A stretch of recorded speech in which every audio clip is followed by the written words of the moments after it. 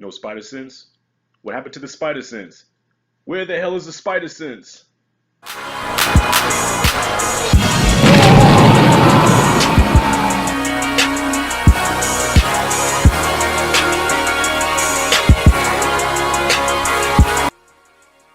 All right, y'all. I just got through checking out Spider-Man: Homecoming, and to be honest with you, I really wasn't looking forward to this movie because it's like once you've seen one Spider-Man movie, you've seen them all, and this goes all the way back to 2002 with the Tobey Maguire Spider-Man, directed by Sam Raimi. And the first Spider-Man at the time was groundbreaking. It was new. It was fresh. It's the first time we ever seen Spider-Man on screen. It was a big deal, and I was excited to see it. Bust all kind of nerdgasms watching it.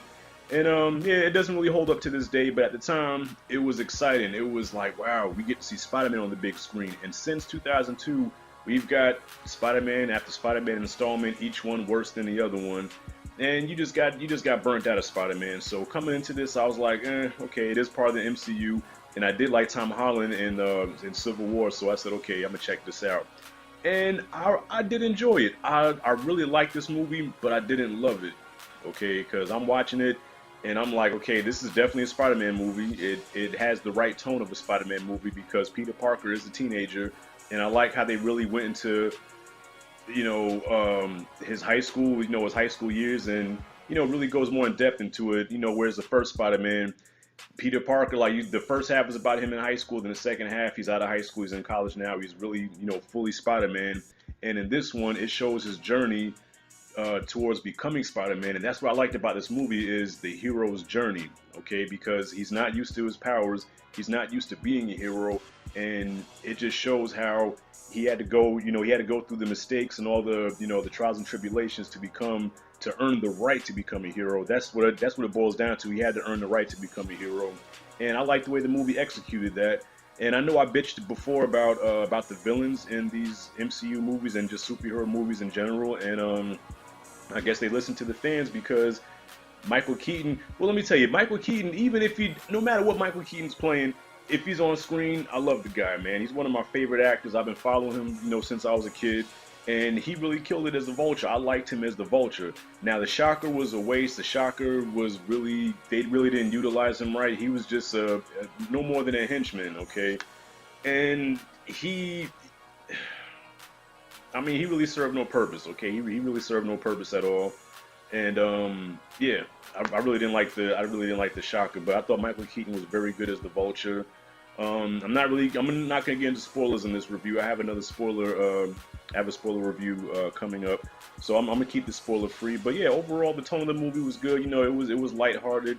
It was comedic without trying to be too funny at times, and I thought it was a good Spider-Man movie. Now my gripes with it is the CGI was a little suspect. I think the CG was, especially when we first see Spider-Man in the costume and he cuts a flip in the air, and I'm like, yeah, this looks almost like 2002, 2004 Spider-Man special effects, and I'm like, okay, I thought we were beyond this because the CG in Civil War looked really good. Like the CG was flawless in Civil War, and in this one, there were scenes where you've seen Spider-Man doing things, man, and the CG was suspect. It was suspect. I felt like it really wasn't done as good as it could have been done.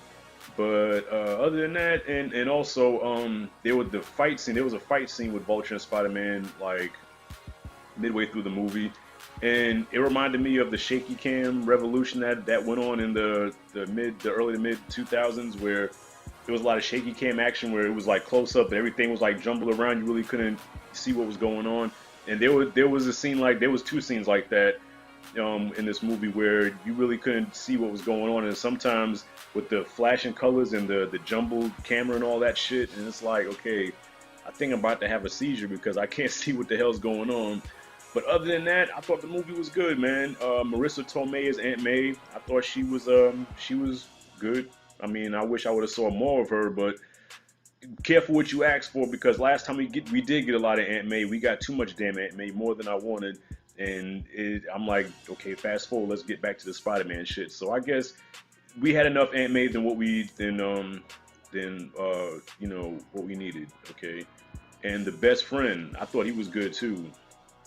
I can't remember the dude's name, man. I'm sorry, but the best friend, his homeboy, his ace. his main man. I thought he was good in the movie. He provided a lot of comic relief, and he did help Peter Parker, Spider-Man, a lot. Accomplish some missions. And Tony Stark really wasn't. I thought he was going to be a big part of this movie because during the marketing campaign, every time they showed a trailer or a TV spot, Tony Stark was always in there. You always saw Iron Man, and that really wasn't the case. Like, he really wasn't in this movie that much, and I thought that was cool because you only saw him every now and then as like a mentor or somebody that was checking in on him. But it's like Tom Holland got his chance to shine as Spider-Man, and I felt he carried the movie pretty well. Like, I like Tom Holland as Spider-Man. So far, I think he's probably the best Spider-Man that's ever played him. Over Tobey Maguire, over Garfield. I think Tom Holland is Spider-Man. He really killed it. And thank God there's no Mary Jane or Gwen Stacy. Okay, I'm glad he took a fresh approach and just got a new chick. No Gwen Stacy, no Mary J. Watson. Cool. Appreciate that, man. So I'm gonna go ahead and grade this thing, man. I'm gonna give Spider-Man: Homecoming. I'm gonna give it a B minus. I'm gonna give it a B minus. Like I said, I liked it, but I didn't love it. It's not something that I'm gonna watch repeatedly. It's not something that I watched and said, "Oh man, that was a shit." But I did enjoy the movie, though. I did enjoy it.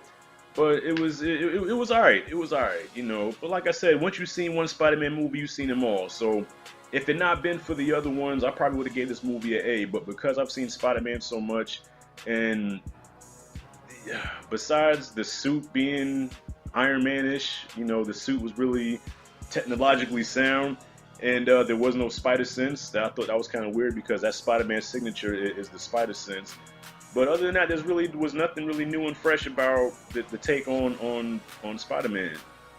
But I did enjoy it. So that's my grade. I give it a B minus. What did you guys think? Comment freely below. What did you think about it?